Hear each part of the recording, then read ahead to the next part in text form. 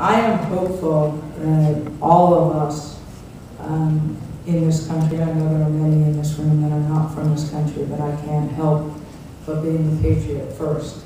And I love America and believe in America. That doesn't mean I don't own companies all over the world, and I don't do my best to create employment all over the world. But I think it's time for the Department of Defense to start buying American.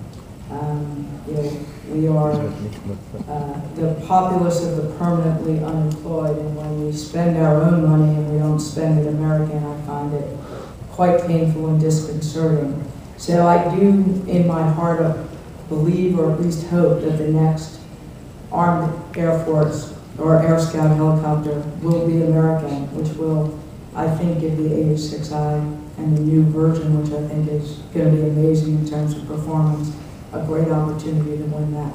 But in the end, politics is politics, and I've never played it well. That's what speaking the truth does for you. It makes you unpopular.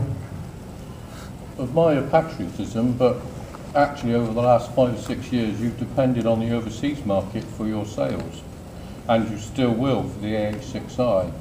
So, you know, what happens if people say, okay, if America's just going to buy American, then we won't buy American? Aren't you cutting your nose off to spite your face? Because I don't buy that crap, okay? Because first of all, you know, tell me the last time the French bought an American helicopter, American aircraft. In the end, you can't control the behavior of others. You can only control your own. And right now, America's in trouble, whether people want to talk about it or acknowledge it.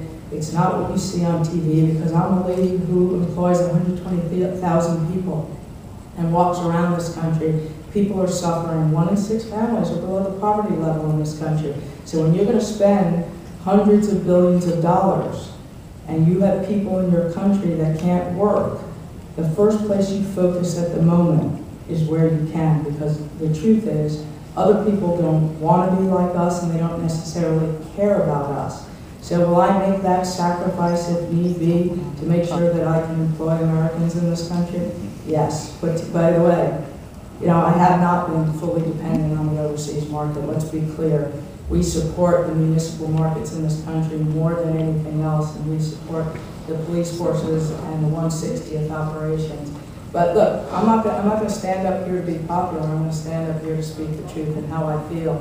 And when the Department of Defense has a $300 billion procurement budget and they're not spending it American, and there are people without work, that's a problem for me.